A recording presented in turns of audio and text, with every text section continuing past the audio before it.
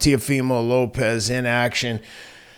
In action against Pedro Campa. Lopez stops him in the 7th, but I have a ton of observations about this, starting with, Teo's coming off of some big performances. Obviously, he beat Vasily Lomachenko at the bubble at the MGM Grand, so it's hard to get a sense on like what the crowd would have been like, but both of those guys together at MGM, I assume they'd sell that place out. Then Teo loses to George Kambosos in a sold-out theater at MSG, so not the big room. But he has fought on the big room. He knocked out Comey, I think on the AJ undercard, AJ Ruiz, if I'm not mistaken. But he's been on big stages. Now, I couldn't help but notice ESPN has him, or Top Rank has him fighting in a tent in Vegas. I don't know about you, Teddy. I just found it startling. Like, this is a marquee name. I'm just glad it didn't rain real hard. I'm just glad that the weather was good and it was like a half a hurricane, because it's hurricane season. I just couldn't help but to notice, like, my God, to go from those venues to now fighting in a parking lot in Vegas. It says at Resort World, but I mean, last I checked, it was marked as a parking lot in Vegas 2 weeks ago in a big tent. But I mean, even the tent, I thought it was small. I don't know. Maybe I'm just being cynical. And then listening to the You're just upset because you lost your valet privileges at that place in the park. That you wanted to valet your car and you came back and was a freaking tent in the way. And you said, where am I going to park my freaking car? Come on, let's be honest. And then on top of that, I mean, my God, I get that ESPN has to hype this fight, but you would think that he was the second coming of Muhammad Ali, the way they were talking about him and the comeback and the take back. I mean, the hyperbole wasn't that Sugar Ray Leonard? Wasn't that Sugar Ray Leonard he just knocked out instead of a guy named Campa? Instead of a guy named Campa who had been knocked out for his only loss by a guy 11-8-1. It wasn't that was Sugar Ray Leonard, Tommy Hearns, I think. I mean, Campa was served up, let's face it, as a sacrificial lamb, a get back fight. Everyone expected him to get him. I think the over under was 4.5 rounds at with the under being heavily favored, if I'm not mistaken. But point is, look, I don't have a problem with Teofimo Lopez. I think he, the dad jumping in front of the camera when he won is a whole nother conversation. But the way that they were hyping him up on ESPN, and I get they got to hype their fighter, but like, be responsible. And this isn't the second coming of Muhammad Ali. He's coming off of a loss. He didn't look that great against Campa. When he had him hurt in the end, he started showboating and like dancing around. I thought it was a bit over the top personally. And he gets him out of there in the 7th, which is what everyone expected. It was what he was supposed to do. But I'll tell you one thing. If he gets in with some of the guys he named after the fight, Prograis, Josh Taylor, and he doesn't fix getting hit with that right hand of Campa, like he's not going to last very long against these top guys. I don't know, but again, this is my untrained eye. I'm dying to hear what you think about the performance. Hey, listen, Ed, I tweeted that he better freaking tighten up that defense for right hands, because otherwise he better forget about, as you just said, those big names. Didn't he learn anything with Kambosos? He got dropped with a freaking right. He ate right hands all night long and losing. And Teddy, to that point, I talked to Prograis yesterday via text, and he said if he's that easy to hit for Campa, I promise you I'm going to stop him. So, look, I mean, everyone thinks that they're the best, right, in that weight division. But you have to think that. You have to have that. Yeah, of course. Believe in yourself. And listen, Prograis is just not another guy. He's a top guy. He's a former world champ, and I think he's going to be a world champ again. But listen, all I know is that if I could predict in our show last week that he was going to before you say that, you actually did predict that he was going to stop him with the right hand somewhere around 7, 8, 9 rounds. That's exactly what you said. And he gets him in the 7th with the right hand. So I wanted to mention that, I didn't forget that you basically predicted exactly what was going to happen. I should have called my bookie. That's what I should have done instead of just saying it on this program. But Teddy, he was a 35-1 under favorite. I mean, if you laid 3,500 to make 100 and you saw this thing through 5 rounds, you would not be having a fun night, because at times it didn't look like he was going to be able to get him out of there. I would have been having a good night because I would have bet the over.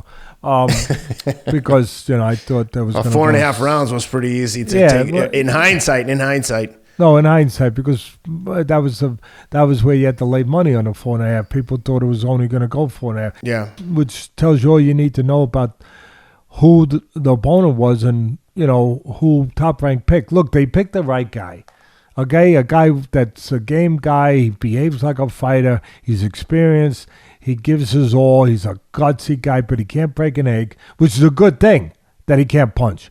Good thing, because otherwise, who knows what would have happened with all the punches, especially right hands, as we already said that he hit, that he hit Lopez with. But having said all that, he's at the end of the day, they did what they wanted to do. They delivered a win. Top Rank, protected him, got him. And listen, other fighters, other promoters do the same damn thing. The same thing. So we're not knocking them for doing what they do, what they've done in the history of this sport forever.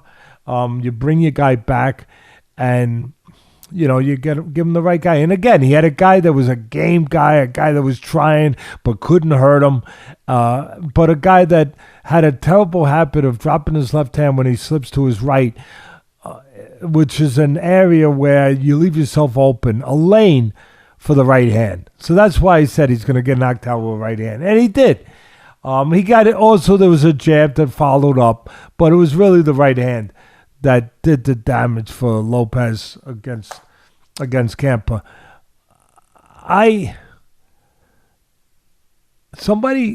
Listen, we just finished talking about Broner. There's been Broner, Ryan Garcia, Tyson Fury. All these guys, and there's more, have dealt with mental health issues. I think they touched on it a little bit with Lopez. He's going through difficult things. I don't know if they identified it as honestly and as clearly as Broner has, as Garcia at one point has, but they touched on it. He's going through marital problems. He just got married. Now he's not married anymore. He's been obviously was dealing with his first loss, which is always very difficult, and all of that stuff. By the way, along those lines, Teddy, about the marriage, it's unfortunate and it stinks that you have to have these things publicized, but that marriage was a sore spot for the whole family, and it's been well documented. Otherwise, I wouldn't bring it up if we knew something proprietary. But they were having a beef. The family, Lopez family, they weren't fans of the new wife. It put such a strain on the relationship that it appears the relationship's over. And the only reason I know it is because in the one-on-one interview that ESPN, and I mean they had so much shoulder content to hype this fight, but Kriegel asked him, "How's it being a single dad?" And I don't know that Teofimo was on board with talking about that publicly, and you could see his reaction was like, "Who said I'm a single dad? I'm here to talk about boxing. What are you talking about?" But it's just funny that they're hyping him and pumping him, and then they hit him almost like, in his mind, you could tell, with a low blow. Why are you asking me about that, dude? I don't want to talk about my personal life. But unfortunately, it's become part of the story, like I said, because it's been so well publicized about the tension. But it appears that the wife's out of the picture now. It's super unfortunate for Teofimo. He seems like a nice kid, but he doesn't seem to be handling this well.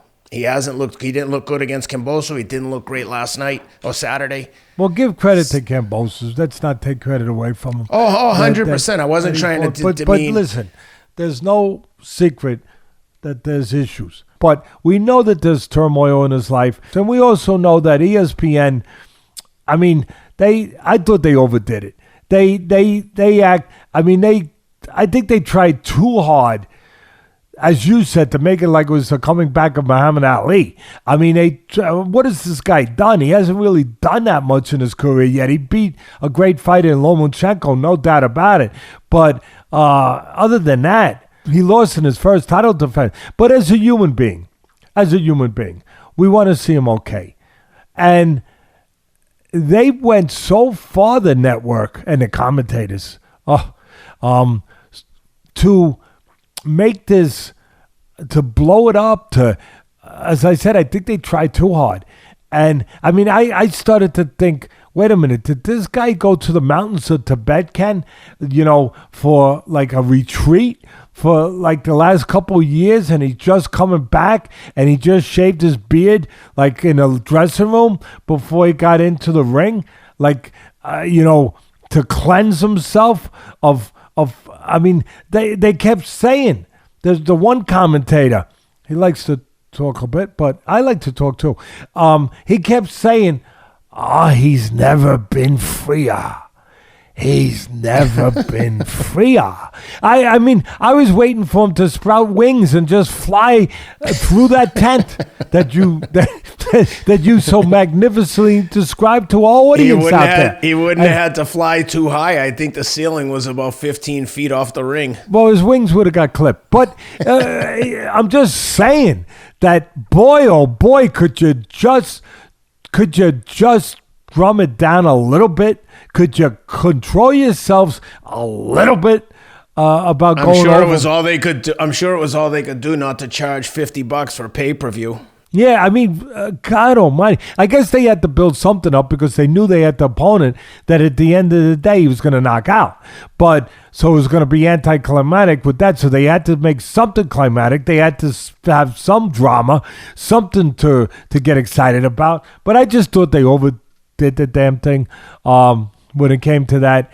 At the end of the day, you know, he called out Josh Taylor. I always thought Josh Taylor was overrated. So I'm not saying he can't beat Josh Taylor. I'm just saying he better improve, as you said too, defensively in those areas that we just talked about, especially getting hit with right hands. Also, you know, he's moving up as is Ryan Garcia. He's leaving the lightweight division behind, and he's going up to junior welterweight, super lightweight, whichever way you want to call it. And he's doing that. I think he's leaving some of there's tough fights, obviously, at junior welter. I think there's a lot of tough fights at lightweight. But if that's physically better for him, so be it. As I said, he's taking the same route as Ryan Garcia, moving up. I would rather, before we talk about Josh Taylor, I know it's easier to make that fight because he's also signed with Top Rank. But before we go there, I'd rather see him against Ryan Garcia. And you know what? You had Oscar front and center there, allegedly, you know, previewing and I'm going to tell you something. Matchup. I'm going to tell the people something to bite down on. And to argue or agree with me, whatever they want. I don't care. But I'm going to tell you, I just care that I believe it, that I think right now, I think Garcia beats him. And I'm saying there's still questions out there about Garcia. There's no doubt about it, as far as being fully tested, blah, blah, blah, blah, blah, blah. But right now, with the style of the fighters, I think that Garcia being with his long reach, his boxing ability, he could stay on the outside at range. Kind of similar to what Teofimo did against Lomachenko. Control the outside and don't let Loma really get close to do his counterpunching and his thing that he does.